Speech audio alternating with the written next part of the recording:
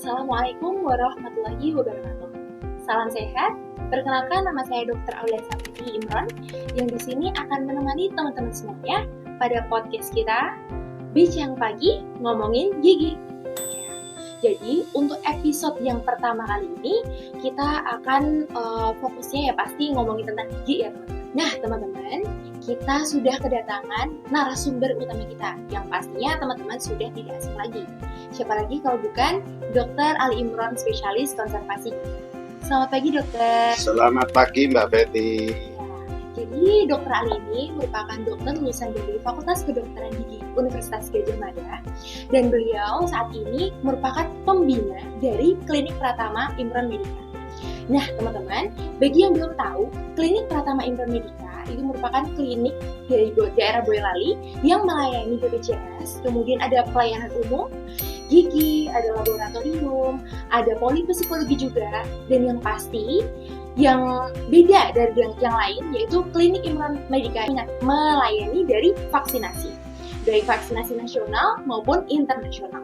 Nah, jadi teman-teman, apabila teman-teman maupun keluarganya dari teman-teman itu mau pergi ke luar negeri, mungkin contohnya mau haji, umroh, dan misalnya perlu vaksin, nah jangan ragu untuk kontak dari Klinik Pratama Imron Medica.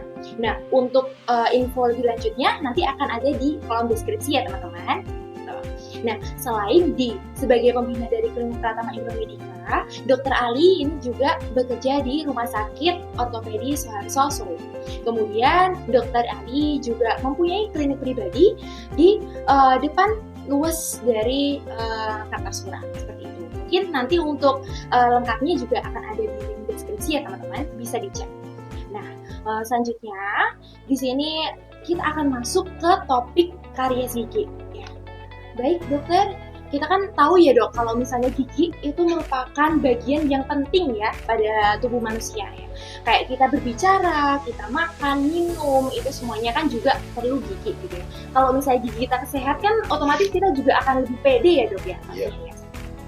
Terima kasih Mbak Betty ya. Dan teman-teman pemirsa semua. Jadi pada kesempatan ini saya Dr. Gigi Ali Imron, spesialis konservasi gigi, ingin menjelaskan sedikit tentang masalah pergigian ya. Pada kesempatan ini tadi sudah disinggung sama Mbak Betty ya. Jadi yang pertama adalah fungsi estetik, kemudian yang kedua adalah fungsi mastikasi, yang ketiga adalah fungsi fonetik, yang keempat adalah fungsi melindungi jaringan pendukung. Ya. Apa itu fungsi estetik? Fungsi estetik adalah untuk penampilan.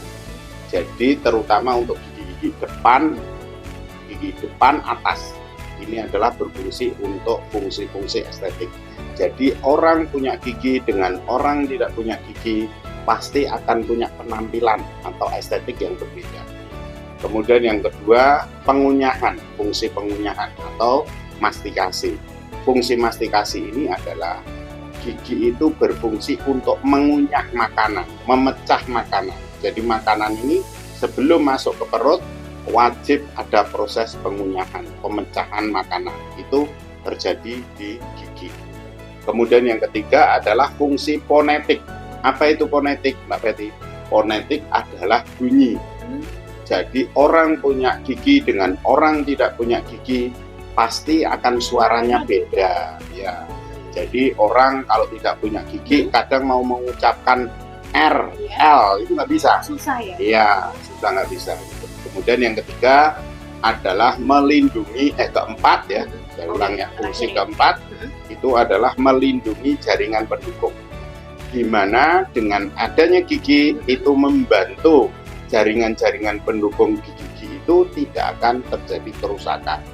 Orang yang punya gigi akan lebih kelihatan penampilannya itu masih khas gitu. Beda dengan orang tidak punya gigi pasti akan lebih kelihatan kempot. Jaringan pendukung itu jaringan di sekitar giginya ini. Iya, jaringan pendukung. Ya, osteoklas ya, osteoklasnya tulang pendukungnya ini. Kalau tidak ada gigi, otomatis tulang tadi akan mengalami resorpsi, pengempesan. Itu adalah fungsi-fungsi gigi. Sesuai topik kita adalah berbicara tentang karies. Apa sih sebenarnya karies? Karies itu kalau orang-orang awam bilang itu adalah gigi berlubang. Ya, gigi berlubang. Ya, gigi berlubang. Gigi ini kalau kita ketahui itu ada 3 susunan. Ya, susunan. Atau kalau kita klasifikasikan karies itu ada 3, yaitu karies superficial, karies media, kemudian yang ketiga adalah karies pulpa atau yang paling dalam. Ya, itu. Nah, pada kesempatan ini mungkin kita akan banyak nanti menyinggung tentang yang kasus ketiga ini, terutama spesialis saya, kasus-kasus karies yang sudah sampai ke lapisan pulpa atau saraf giginya. Berarti udah yang paling bawah gitu ya, Dok? Paling dalam. Ya, paling dalam lubang yang terjadi yang sudah sampai mengenai lapisan. Kadang ada 3 kan, email, dentin, pulpa. Lah kena di lapisan pulpanya ini. Gitu Mbak Betty, untuk pendahuluan. Mau izin kepo-kepo lagi nih, Dok ya. Nah, tadi kan jenengan kan sudah bilang ya kalau misalnya ternyata ada lapisan-lapisan giginya gitu ya.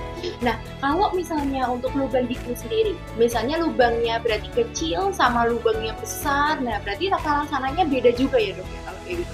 Betul, sangat beda sekali dan orang-orang awam juga harus mulai memahami. Jadi jangan seolah-olah ada kata-kata gigi berlubang, seolah-olah tindakannya mesti tambal, seolah-olah tindakannya mesti sama, seolah-olah tindakannya sama. Nah, atau bahkan kadang kalau orang-orang dahulu seolah-olah kalau giginya sudah lubang, sudah sakit, tidak ada tindakan lain kecuali cabut. Gitu Makanya dengan adanya dokter spesialis konservasi gigi ini diharapkan itu akan memberikan satu layanan, pilihan layanan lain selain pencabutan dan memberikan satu alternatif yang lebih menjanjikan dari segi hasilnya.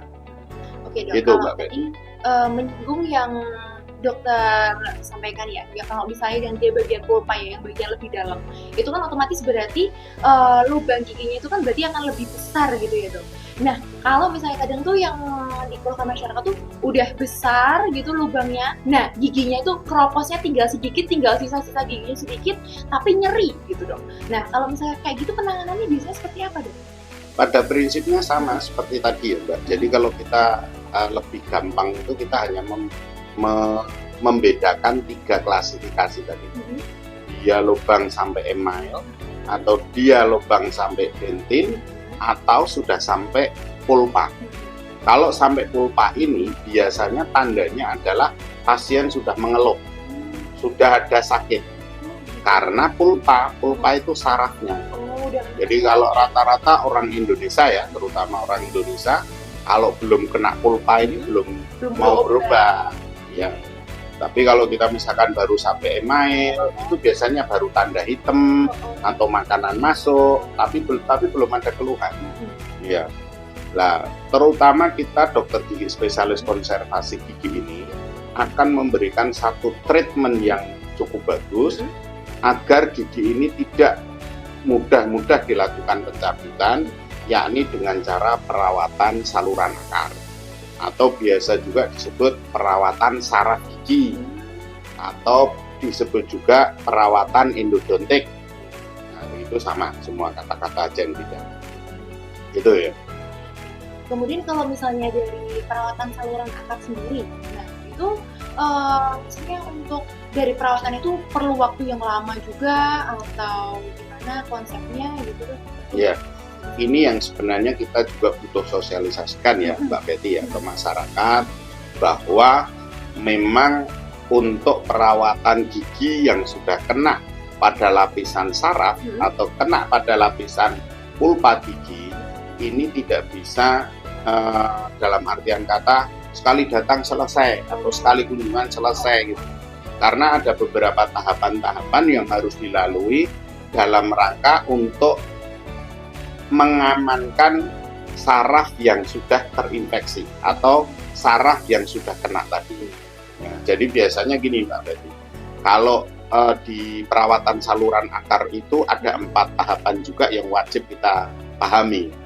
Jadi kita misalkan pasien datang posisi sudah sakit, biasanya kunjungan pertama ini kita matikan dulu, dimatikan sarafnya itu dengan alat devitalisasi pulpa. Kemudian selanjutnya itu datang berikutnya itu bisa kita lakukan cleaning atau kita lakukan pembersihan di saluran akarnya tadi. Setelah dilakukan cleaning, lakukan lagi sterilisasi. Jadi ini kita lakukan sterilitas di ruangan pulpanya tadi sampai ke ujung-ujung akarnya. Kemudian yang ketiga kita lakukan obturasi. Obturasi itu pengisian saluran akar. Nanti kita ada bahan yang steril, biasanya dalam bentuk buta perca, kemudian dengan silen kita masukkan ke saluran akar. Ini adalah tahapan yang ketiga, yakni obturasi atau pengisian saluran akar. Baru yang terakhir itu adalah tahap penambalan atau tahap akhir untuk komposit gitu. Ya. Kalau misalnya dok, ini saya agak sedikit kepo-kepo lagi. Tadi kan kalau misalnya di pulpa kan disampaikannya dia ada rasa nyeri ya dok. Iya. Kadang kan kalau misalnya pasien gitu datang, terus habis itu berobatnya untuk biar tidak nyeri aja gitu dok ya kadang. Nah terus habis itu kalau misalnya sudah tidak nyeri, biasanya sudah tidak berobat ke dokter. Nah kalau misalnya seperti itu dampak lebih lanjutnya apa dok? Kalau misalnya dibiarkan seperti itu terus. Iya. Karena ada mungkin pasien juga takut gitu dong untuk berobat ke dokter gigi.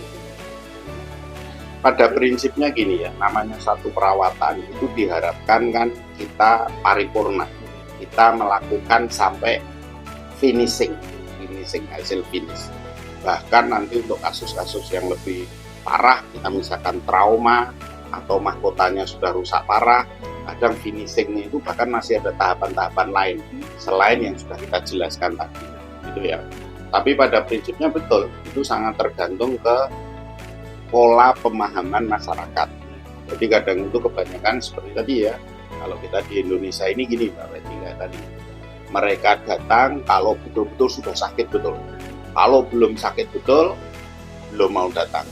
Makanya kalau kita mau presentasi itu hampir Indonesia itu masih sekitar 80% kasus yang datang ke dokter gigi itu hampir kasus-kasus yang sudah karies pulpa, ya karies pulpa atau pada pada karies gigi berlubang pada lapisan yang paling dalam tadi, gitu. Demikian juga treatment. Nah kayak tadi, treatment itu pengennya yang cepat, simultan, sesaat.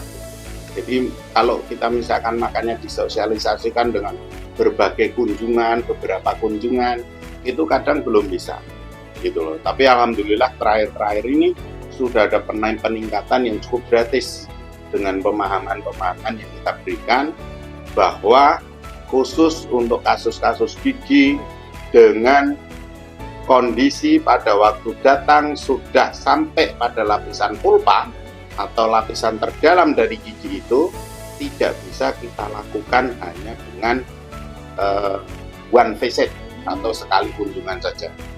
Efeknya apa kalau seandainya kita diobatin sekali sembuh kemudian tidak kontrol? Ya pada prinsipnya hanya mereka nanti kan kasus itu kalau sudah kena saraf kan dia akan bergerak metastase berkembang.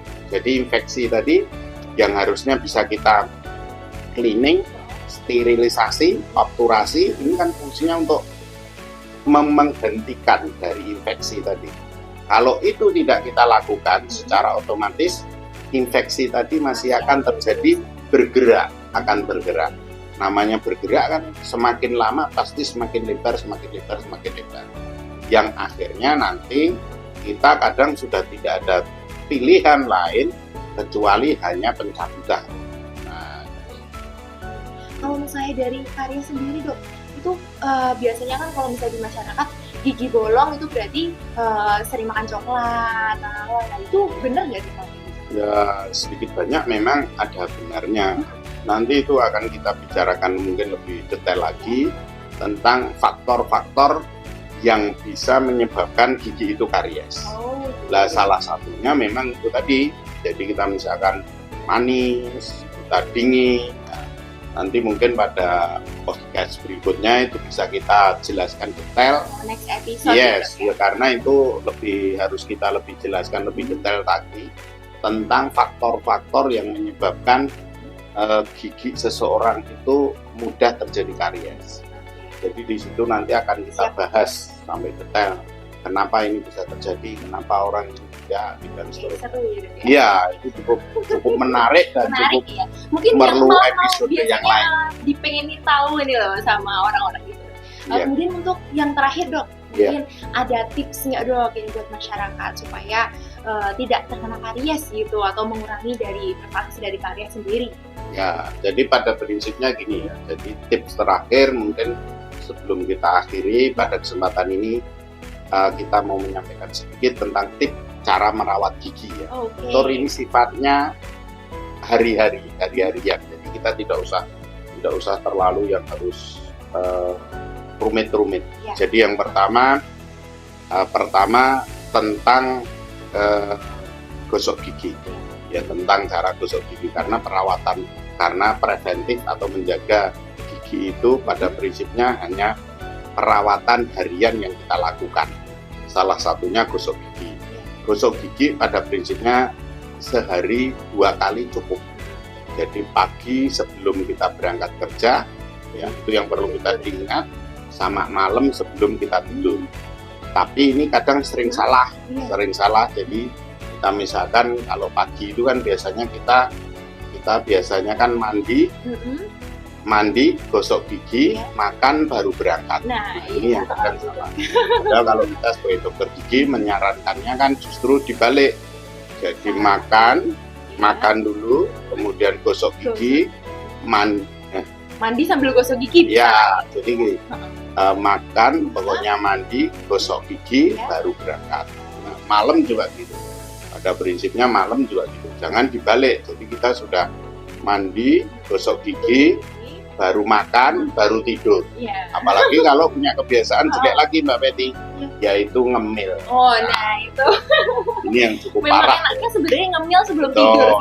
Itu ternyata kalau kita nanti survei, faktor ini yang paling dominan untuk terjadi perusakan pada jaringan gigi yang menyebabkan terjadi karies tadi. Kemudian yang tidak kalah pentingnya itu selain itu tadi ya, gosok gigi, kemudian makan makanan yang bergizi seperti yang kita sering sampaikan kan, 4 sehat 5 sempurna itu harus dilakukan. Kemudian yang kita sarankan juga sebenarnya kita itu disarankan untuk kontrol ke dokter gigi. Jadi sedini mungkin kontrol periksa ke dokter gigi dalam rangka apa?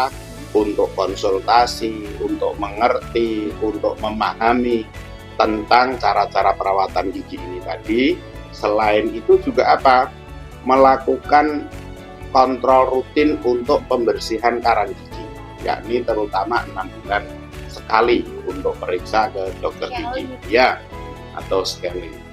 Oke gitu Mbak Betty, yang dapat kita sampaikan ya. Sama-sama Mbak Betty. Ya, terima kasih kepada Dokter Ali di sini sudah meluangkan waktunya. Wah, ini bermanfaat sekali sih teman-teman, tentang apalagi topiknya itu memang maksudnya pasti masyarakat tuh juga tahu gitu loh, giginya lobang gitu. Tapi ya kadang memang untuk masyarakat ya masih awam kadang ya. Nah, makanya di sini podcast ini berfungsi untuk itu, untuk biar kita belajar dan lebih sharing aja sih, lebih sharing sama pakarnya, yaitu di sini dengan Dokter Gigi Alindron, spesialis konservasi gigi. Ya, terima kasih dokter untuk waktunya. Sama-sama Mbak Betty. Kemudian teman-teman mungkin untuk next episode, jadi biar teman-teman mungkin ada yang pengen tahu apa, mau tanya apa gitu, biar nanti langsung kita bahas biar kita juga bisa tahu kira-kira teman-teman yang kurang tahu itu apa gitu, nanti bisa langsung tulis di kolom komentar ya teman-teman. Oke, terima kasih, cukup sekian. Salam sehat teman-teman. Wassalamualaikum warahmatullahi wabarakatuh.